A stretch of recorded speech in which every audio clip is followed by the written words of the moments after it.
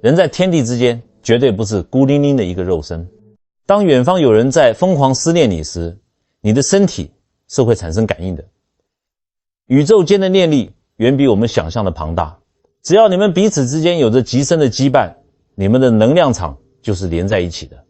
他的执念，他的情感能穿越千山万水，直接敲打你的心门。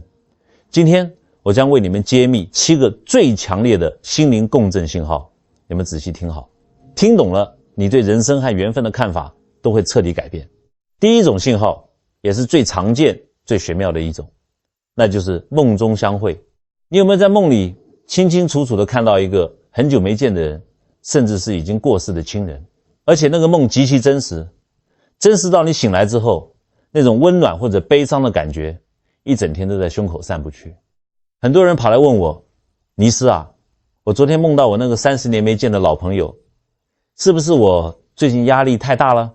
我告诉诸位，《黄帝内经》里面讲得非常清楚，心藏神，肝藏血，血摄魂。你白天醒着的时候，你的神在主导你的身体，你在烦恼柴米油盐，你在操心孩子，但是到了晚上，你两眼一闭睡着了，你的气血归于肝脏，这个时候你的魂就自由了，它是不受你肉体控制的。当远方有一个人极其强烈的思念你，思念到形成了一股强大的念力，他的魂魄就会在夜里顺着这股气场来找你，在梦里相见，那是你们两人的魂在另外一个维度的真实交汇。我给你们讲一个我早年看诊的真实案例，你们就懂了。那是民国70几年的事情了，两岸还没开放探亲，我的诊所里来了一个老农民，我们叫他老赵。老赵当年跟着部队来台湾，老家在山东，30多年没回去了。老赵那天来看病，脸色惨白，眼眶整个是黑的，像被人打了一拳一样。他一坐下来，手都在抖，我手一搭上他的脉，眉头就皱起来了。他的脉象，尤其是左手心肝经的脉，虚浮无力，而且跳得非常杂乱，这在中医里叫魂不守舍。我问他，老伯，你昨晚没睡好，受什么大惊吓了？老赵一个大男人，眼眶瞬间就红了，眼泪直接掉下来。他说，尼斯啊，我昨天晚上做了一个梦，我梦见我远在山东的母亲了，她就站在我床头，也不说话，就那样直勾勾地看着我。我梦里想叫她娘啊娘啊，可是我喉咙发不出声音。后来她伸出手摸了一下我的额头，尼斯，那个手冰到刺骨，我一下子就被冻醒了，醒来被窝里全都是冷汗。老赵抓着我的手问，尼斯，你说我是不是想家想疯了，还是我这脑子出问题了？我当时看着他，心里有了不祥的预感，但我不能顺着他讲好听话安慰他，我是医生，我得说实话。我拍拍他的肩膀说，老赵啊，你听好，你要有心理准备，这不是你脑子有毛病，你母亲恐怕是出了事情，昨晚那是他老人家放心不下你啊。老赵听完，当场在我的诊所里嚎啕大哭，死活不相信，骂我黑白讲，我娘身体好得很，你怎么咒人呢？他边走边碎碎念，气呼呼地走了。结果呢，大概过了1个多月，老赵又来了，这次整个人瘦到不成人形，带着黑纱，他一进门就要给我跪下。原来他透过亲戚辗转打听到了老家的消息，收到了一封信，信上说他母亲就是在他做梦的那天半夜在山东老家过世的，走的时候眼睛一直盯着门外，嘴里一直喊着他的小名。各位听懂我意思没有？宇宙之间最大的能量不是什么原子弹，是人心里的执念与爱。当那个人在远方想着你，想到连时间和空间都挡不住的时候，宇宙就会安排你们在梦中相见。所以下次如果你在做这种极其真实的梦，不要把它当成普通的梦境随便忘掉。醒来之后坐在床头，好好回想一下他在梦里想对你表达什么。如果有机会，赶紧打个电话，写封信去联系一下对方，不要等到阴阳两隔了再去神主牌前痛哭流涕，那就太迟了。第二种信号我讲出来，你们在座的每一个人可能都经历过。什么信号？就是你明明在做着毫无关系的事情，可能正在切菜，可能正在骑摩托车，突然之间有一个人的脸，有一个人的声音，毫无预警的砰一下直接砸进你的脑海里，而且挥之不去，你想甩都甩不掉。我们老祖宗几千年前就给这个现象起了一个非常精准的名字，4个字，叫做心血来潮。中医里面讲，心主神明，心是君主之官，它就像一面极其清澈的镜子。当你自己的心神很安静的时候，外界的气场一旦有剧烈的波动，你的心脉立刻就能感应到。宇宙之间有一种东西叫做念力，当一个人在远方极其强烈的思念你，或者极度担心你的时候，他的这份执念就会在天地之间形成一股气场。这股气场如果是善意的，那就是祥瑞；如果是充满怨恨的，那就是煞气。这股气场穿透空间，直接敲打你的心门，你的心脉受到震荡，气血一翻涌，你的脑海里瞬间就会浮现出这个人的影像。这就是心血来潮的根本原理，懂不懂我的意思？我再给你们讲一个我亲自批过八字、看过风水的真实案例。这是发生在一个老台商身上，我们就叫他林老板。林老板当年在台北大稻埕做布料批发生意，生意做得很大，全省跑。他太太阿美是个非常贤惠的传统女人，可惜福薄，40多岁就生疾病走了。阿美走之前拉着林老板的手，反复念叨一句话：老林啊，钱是赚不完的，命最重要。你出门在外，凡事不要争强好胜，平安回家就好。阿美走后第3年，林老板接到一笔东南亚的大单子，对方要求他必须亲自飞过去签约。那天下午，林老板拎着公事包，坐计程车赶去桃园机场。一路上不知道为什么，他心里总是七上八下的。到了机场，办完登机证，坐在候机室里，突然之间毫无预警的，林老板的脑海里全是他亡妻阿美的脸。阿美的声音就像在他耳朵旁边放广播一样，一遍又一遍的重复：老林啊，钱赚不完，命最重要，平安回家就好。林老板平时是个很理性、雷厉风行的生意人，他一开始拍拍脑袋，心想：哎呀，可能是最近太累了。他站起来去洗手间洗了把脸，想把这念头压下去，可是没用。不仅没压下去，他的心脏开始剧烈的跳动，咚咚咚跳得他心慌意乱，胸口憋得像压了一块大石头，气都喘不过来。他看着落地窗外的那架大飞机，突然生出一种极度恐惧的感觉，两条腿像灌了铅一样，死活迈不开步子去登机口。那时候广播已经在催他登机了，林老板满头大汗，却突然一咬牙，转身就往机场大厅外面跑，坐上计程车就回了家里。一进家门，他直接瘫坐在阿美的神主牌前，大口大口的喘气，全身衣服都湿透了。他的助理追过来后，气得直跳脚，觉得老板肯定是中邪了。结果呢，发生了意想不到的事。晚上新闻中报道，那架林老板原本要搭的航班，在起飞后不久遭遇极其恶劣的雷暴天气，飞机失控落地，虽然没有全员罹难，但机舱断裂，伤亡惨重。林老板坐在电视机前，看着新闻画面里被烧焦的飞机残骸，整个人抖得像筛糠一样。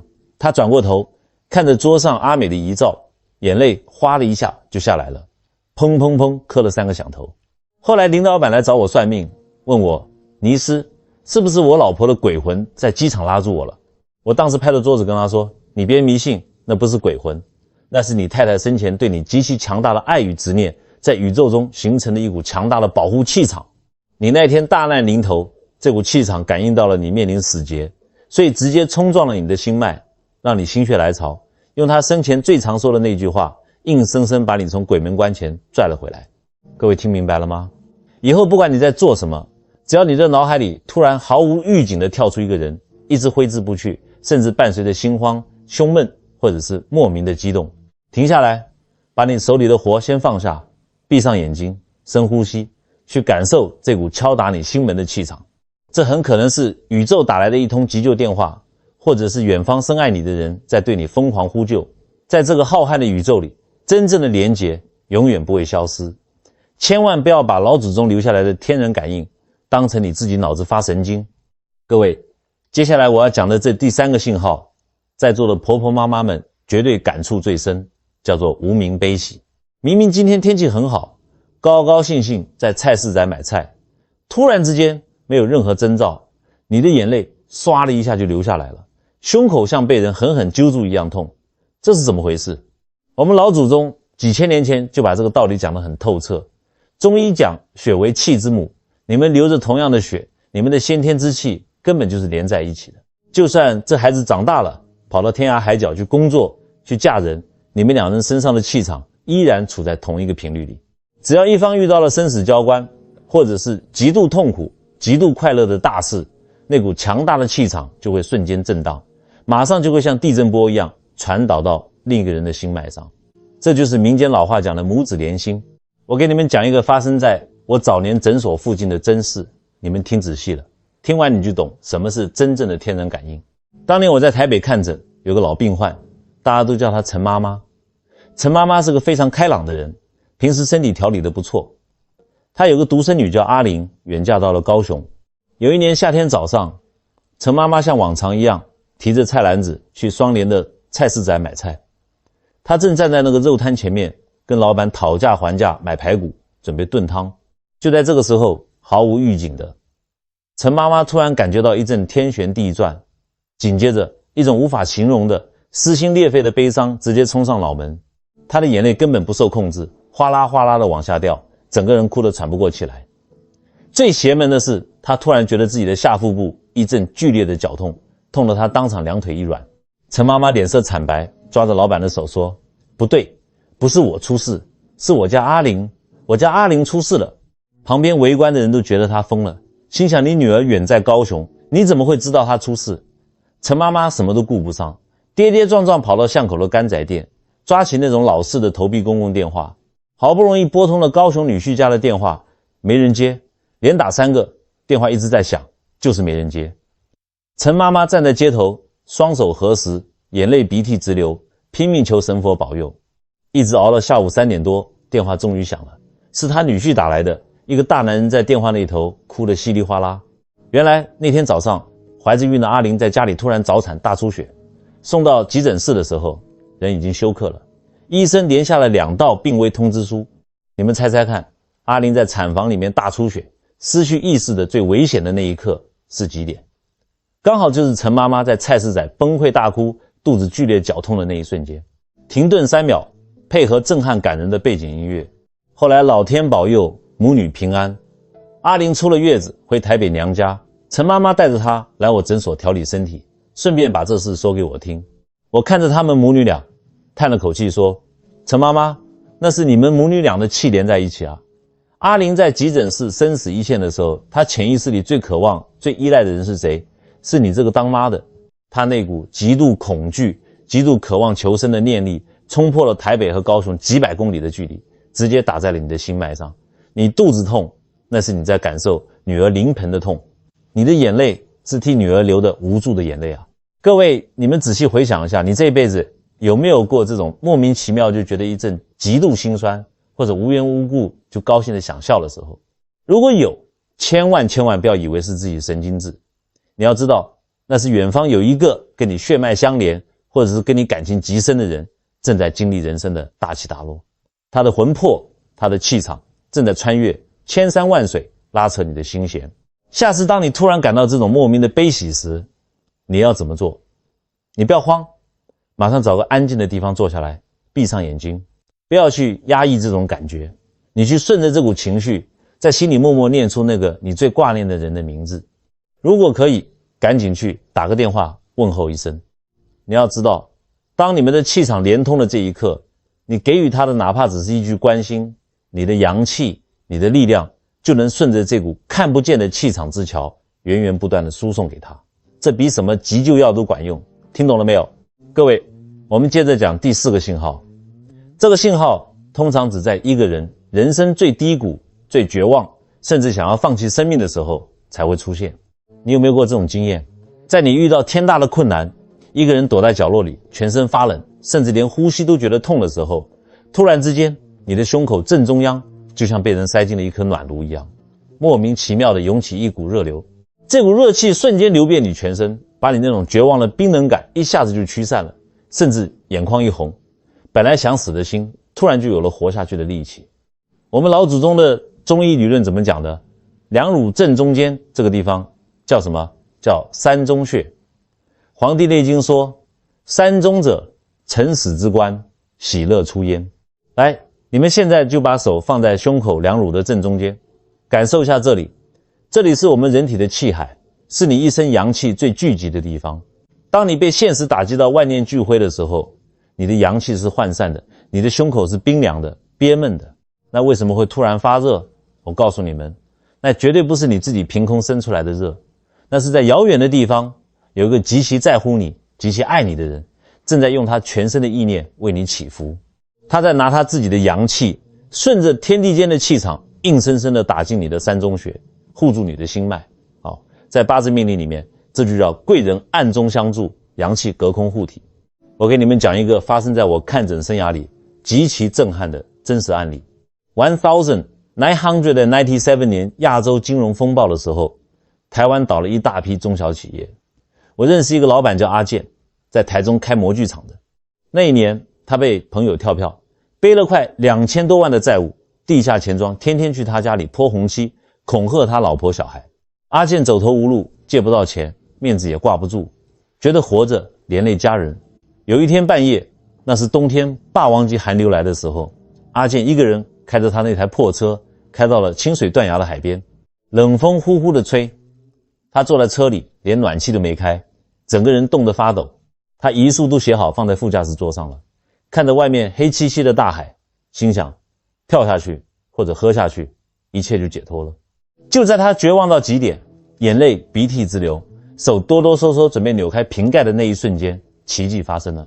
阿健后来坐在我的诊所里，一边哭一边跟我比划。他说，倪医师，你敢信吗？那天晚上气温只有5度啊，我全身都冻僵了。突然之间，我胸口正中间这个地方，轰的一下子就像烧起了一把火，那股热流直接冲到我的喉咙，又冲上我的头顶，我整个人像被电击了一下。阿健说，伴随着那股热流，他突然感觉到一双极其粗糙温暖的大手重重地搭在了他的肩膀上。那一刻，他脑子里什么绝望都没了。他趴在方向盘上嚎啕大哭了一场，然后发动车子掉头回了家。后来呢，过了2天，阿健鼓起勇气打了个电话回云林乡下老家。他已经大半年没脸跟老父亲联络了。电话一接通，他老父亲第一句话就是，阿健啊，你前天半夜是不是出了什么大事？阿健吓了一跳，问，阿爸，你怎么知道？老父亲叹了口气说，前天半夜2点多，外面冷得要死，我本来在睡觉，突然心脏一阵乱跳，心慌得不得了，怎么都睡不着。我爬起来走到神明厅，点上3炷香，跪在观音菩萨和我们家祖宗牌位前面，磕头磕到天亮啊！我求菩萨，我说我儿子阿健，如果遇到什么过不去的坎，把我的寿命折给他，一定要保佑他平安度过。哦，各位你们听到这里懂了吗？阿健那天晚上在海边，是谁救了他？是他那个跪在冰冷地板上的老父亲啊！老父亲那种不顾一切，愿意用自己的命换儿子命的至诚之心，化成了天地间最纯正的阳气。这股阳气穿越了中央山脉，在阿健濒临死亡的那一刻，直接打进了他的心脉，让他的胸口发烫，硬是把他从鬼门关前拉了回来。所以我常常跟你们这些老人家、年轻人讲，不要以为你一个人在外面打拼，受了委屈就觉得全世界都抛弃了你，糊涂。当你觉得撑不下去，突然感觉到胸口一阵温暖，或者莫名涌起一股力量的时候，你千万要停下来，把手放在你的胸口上，好好感受一下。那是有人在远方，在你看不到的角落，可能正在神明桌前为你流泪祈祷，可能是你的老伴在被窝里偷偷为你担忧，可能是你的父母在用他们日渐衰弱的生命力为你撑起最后一把保护伞。这份温暖是全宇宙最强大的风水，是最顶级的护身符。下一次你再感受到这股热气，你给我振作起来，深呼吸，把这股阳气吸进你的丹田里，告诉自己，为了那个默默爱我、为我祈福的人，天大的难关也要挺过去。听懂了没有？好，各位，前面我们讲了悲伤的、惊险的，这第5个信号啊，是一个大吉兆。你们仔细回想一下，这一辈子有没有过这种莫名其妙的经验？你正走在路上，最近既没中乐透，也没升官发财，生活平淡的像一杯白开水，但是突然之间，你的嘴角不受控制的往上扬，心里面突然涌起一股极其轻快、极其喜悦的感觉，甚至想莫名其妙的笑出声来。你赶紧用手摸摸脸，心想，我今天是发什么神经？一个人在这里傻笑什么？风水讲究气场，有煞气就有生气。当你无缘无故感到极其喜悦，不自觉的微笑时，这绝对不是你大脑出问题，而是有一股极其强大的生气，一股纯正的善念穿透了时空，直接打在了你的气场上。这就是民间常说的喜神敲门。这股集气从哪里来？就是从远方某个正满怀感激、满怀爱意、深深祝福你的人身上来的。他在回想你对他的好，他在心里千恩万谢地感激你。这种极其纯粹的感恩之心，在宇宙中就会化为最顶级的正能量。我再给你们讲一个我早年在高雄看风水算命时遇到的真实案例。那是2000年代初的事。有个在小港区做五金零件加工的老板叫阿青。阿青这个人心地很善良，就是脾气太直，不懂得专营。那一阵子经济景气不好，他的小工厂接不到单，面临倒闭，连下个月员工的薪水都发不出来了。那天中午天气热得要命，高雄那个太阳毒啊，阿青满头大汗的跑完，客户又是吃闭门羹。他垂头丧气地坐在路边的一个面摊上，点了一碗最便宜的阳春面。他一边吃，心里一边发愁，想着干脆把工厂收一收，回乡下种田算了，眉头皱得都能夹死蚊子。可是就在他吞下第二口面的那一瞬间，奇妙的事情发生了。阿青后来跑来找我算命的时候是这么跟我形容的，他说：倪大夫啊，真的很邪门，我明明愁得想跳海，可是突然之间我的胸口就像开了2扇窗户一样，一股凉风吹进来，那种感觉舒坦得不得了。紧接着我整个人莫名其妙地开心起来，嘴角根本控制不住地往上咧，我竟然对着那碗阳春面嘿嘿嘿地笑出了声。当时面摊老板娘像看神经病一样看着他，阿青自己也吓了一跳，心想完蛋了，我是不是压力太大直接疯掉了。他跑来找我，一坐下就问：倪师，你帮我看看八字，我最近是不是冲煞到了什么笑面鬼？怎么会走投无路了还在傻笑？我拿过他的八字一排，仔细一看他的流年流月，我把笔一摔，指着他的鼻子骂：你才冲煞，你那是吉星高照，喜神来敲门了。我问你，你是不是10年前曾经帮过一个走投无路的年轻人？阿青愣了一下，抓抓脑袋想了半天，一拍大腿说：有，10年前有个学徒叫阿明，在我这里做黑手，他妈妈突然得重病要开刀，差了30万。阿明跪在车床旁边哭，我实在不忍心，就把准备买新机器的30万拿给他了。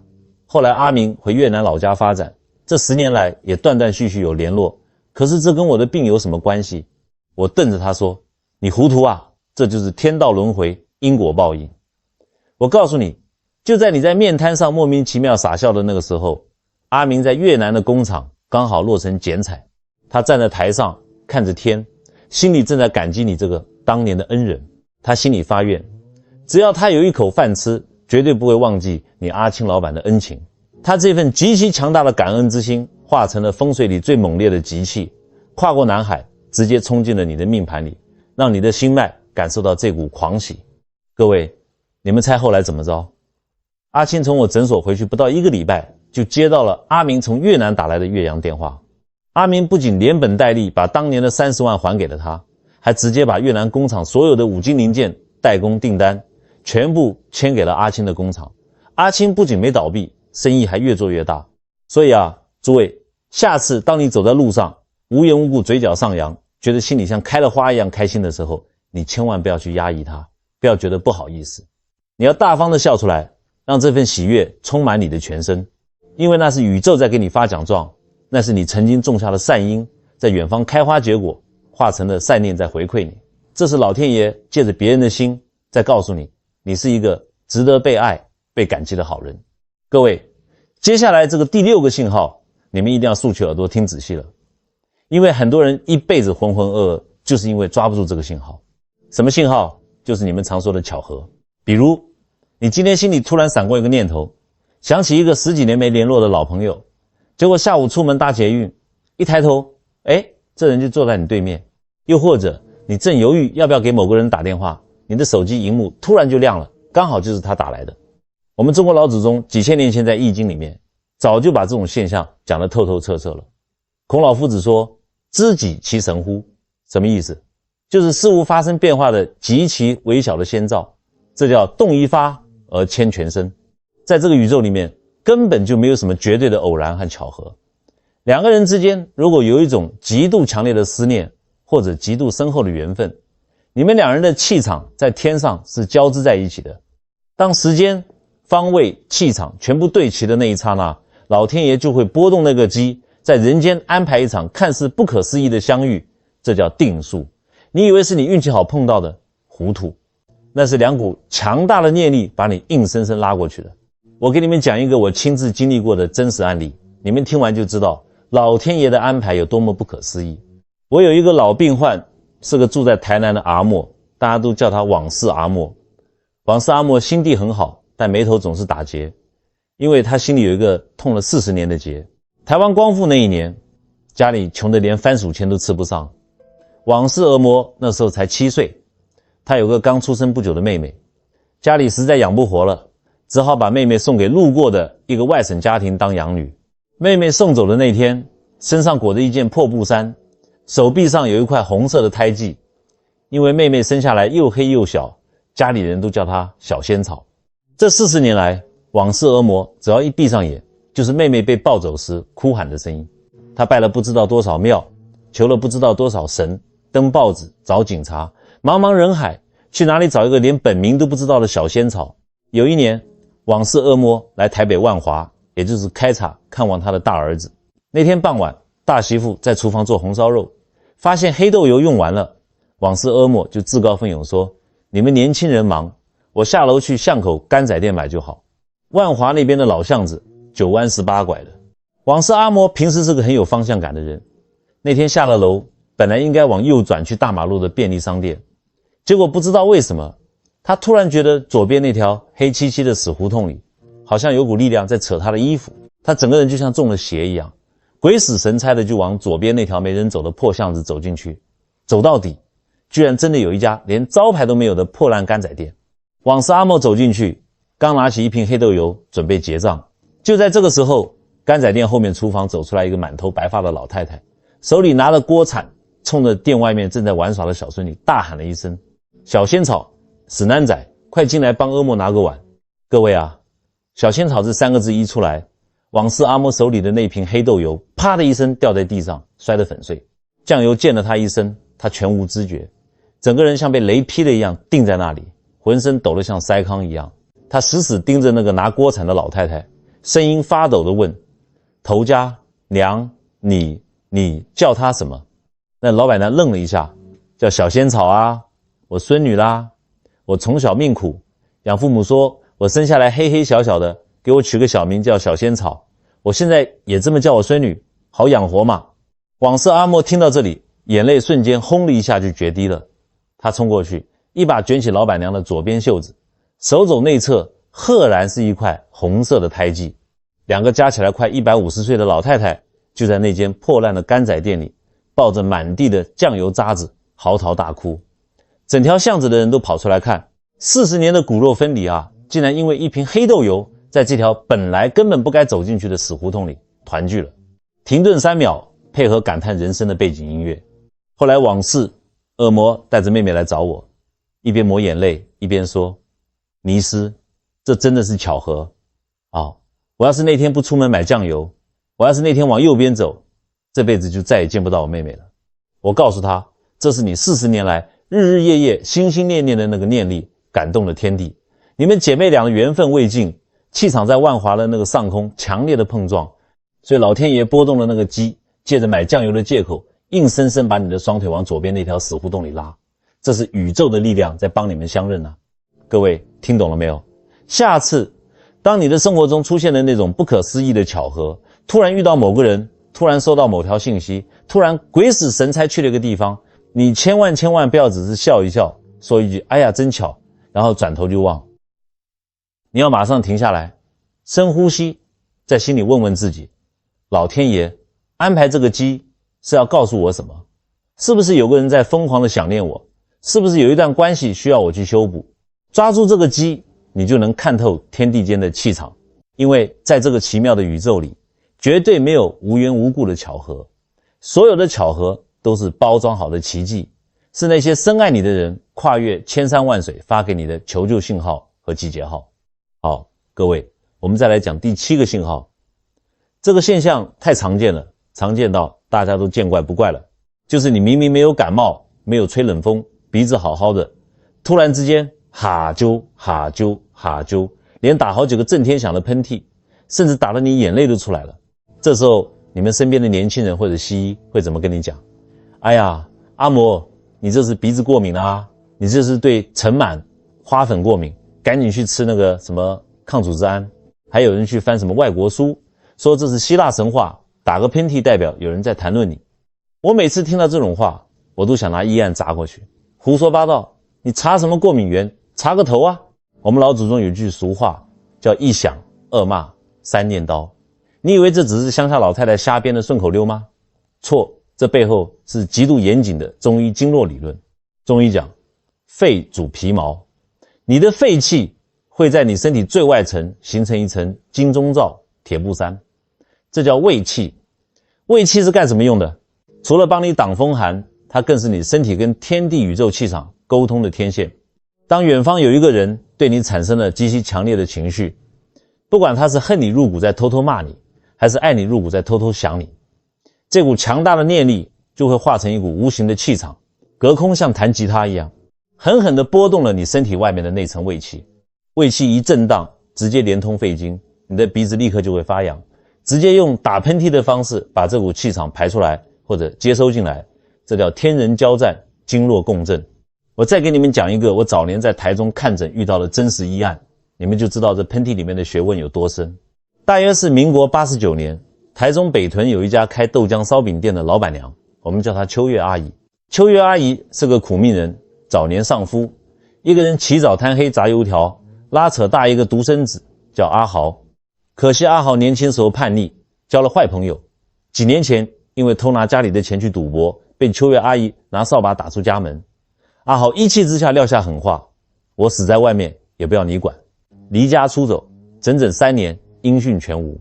有阵子秋月阿姨得了个怪毛病，每天半夜3点半到4点之间，她睡得正熟，突然就会莫名其妙地坐起来，哈啾哈啾哈啾，连续打3个极响的喷嚏，每天晚上准时发作，比闹钟还准。打完喷嚏，她就觉得胸口闷得发慌，眼泪直流，再也睡不着了。她跑去大医院看耳鼻喉科，抽血化验做了一大堆。医生说，阿姨，你这是典型的深夜温差引发了过敏性鼻炎，喷点药就好了。结果药喷了半个月，一点用都没有，半夜照样打喷嚏，打到怀疑人生。后来她顶着2个黑眼圈跑到我诊所来求救。她一坐下来，我手往她右手的寸口脉上一搭，不用她开口，我就皱眉头了。她的肺脉极其虚弱，但里面又有一股闷气在冲撞。我问她，秋月阿姨，你这喷嚏是不是每天半夜寅时，也就是凌晨3点到5点之间准时发作，而且每次必须连打3个，打完就觉得心酸想哭？她吓了一大跳，瞪大眼睛看着我，尼斯，你怎么知道？我叹了口气，指着墙上的中医经络图跟她说，后置提示，画面打出手太阴肺经的经络图解。寅时也就是凌晨3点到5点之间，气血刚好走到你的手太阴肺经，这个时候你的肺气最旺盛也最敏感。你连打3个喷嚏，不是你鼻子有病，是有一股极其悲伤极其强烈的思念气场，每天在这个时候准时敲打你的肺经啊。这根本不是过敏，这是有人在极其痛苦的想你。秋月阿姨，你老实告诉我，你是不是有个失散的至亲？秋月阿姨一听，当场捂着脸在诊所里痛哭失声，把儿子阿豪离家出走的事情全说了。我拍着桌子跟他说，你别哭了，这就是你儿子在呼救啊，他每天半夜3点半一定是在经历什么极其痛苦或者极其想念你的事情，你与其在这里喷西药，不如赶紧去把他找回来。后来你们知道怎么样了吗？秋月阿姨托了无数关系，最后拜托警察朋友去查，整整找了2个月，终于在基隆的欠仔顶鱼市找到了阿豪。原来阿豪当年离家出走后，流落到基隆鱼市场做大夜班的搬卸工，每天凌晨3点半，刚好是鱼市最冷最累最苦的时候。阿豪在冰冷的雨水里搬鱼货，冻得浑身发抖的时候，满脑子想的都是他妈妈当年在火炉边炸油条的那个温暖的背影。他每天半夜3点半都在心里痛哭流涕，就是这股穿透骨髓的悔恨和思念化成了气场，每天准时去敲打秋月阿姨的经络。母子俩在满地鱼鳞的基隆鱼市抱头痛哭。秋月阿姨把儿子领回了台中。从那天起，秋月阿姨半夜再也没有打过一次莫名其妙的喷嚏，一辈子都没再犯过。各位听懂了没有？下次当你坐在那里既没吹风也没感冒，突然连续打喷嚏的时候，你先把手里的卫生纸放下，你仔细想一想，这个喷嚏打了你是觉得后背发凉，还是觉得心头一暖？如果你连打3个喷嚏，打完之后觉得莫名的一阵揪心，你不要怀疑，那绝对是在这个世界的某个角落有一个你爱的人或者爱你的人正在发了疯一样的思念你，他的灵魂正在隔空向你招手。你不要傻乎乎的跑去吃什么过敏药，你该吃的是人情药。拿起电话，翻开通讯录，去联系那个你心里第一个浮现出来的名字，因为经络的密码从来都不会骗人。诸位，这7个信号任何一个出现在你生命里都要停下来，深呼吸，去感受，去联络那个你脑海里浮现的人。这个世界上最顶级的风水到底是什么？我告诉你们，就是你们胸膛里跳动的那颗人心，就是你的一颗善心。你看看我们今天讲的这7个天人感应，哪一个不是建立在爱、建立在感恩、建立在至诚之心上的？你想要出门遇贵人，你自己得先成为别人的贵人。你想要在你大难临头的时候有阳气护体，有祖宗保佑，那你平时就要懂得孝顺父母，有爱兄弟，多行善事。你的起心动念就是在给宇宙下订单。你心里有光，你发出的全都是温暖的阳气和祥瑞的生气，天地间的集成自然会被你吸引过来，这叫同气相求。相反的，你天天算计别人，你感召来的就全都是妖魔鬼怪和倒霉事。风水就在你身上，命盘就在你嘴里，福报就在你心里。听懂了没有？所以既然你们今天有缘分听我在这里唠叨了这么久，这是老天爷安排我们结的善缘。现在我想请在座的每一位做一件极其简单但是功德无量的事情，请你在这个影片下方的留言区留下你的善言。你想起了谁？是你远在国外的孩子，是你天上的父母，还是你曾经亏欠过的一个老朋友？不要犹豫，就在现在的留言区写下一句你想对他们说的祝福，或者一句感恩的话。你不要小看你敲打键盘的这个动作，当你满怀着爱意和虔诚打下愿我母亲身体健康，愿我儿子在外平安，愿所有看到这条留言的人都能逢凶化吉的时候，你就是在发愿，你就是在宇宙中释放了一股极其强大的正能量。我们要把今天这部影片的留言区变成一个汇聚阳气的祈福道场。当几千人、几万人都在这里留下善念的时候，这股气场会真真实实的回向到你和你爱的人身上。诸位，多做善事，存好心，说好话，老天爷绝对不会亏待一个善良的人。我们今天就讲到这里，我们下期再会。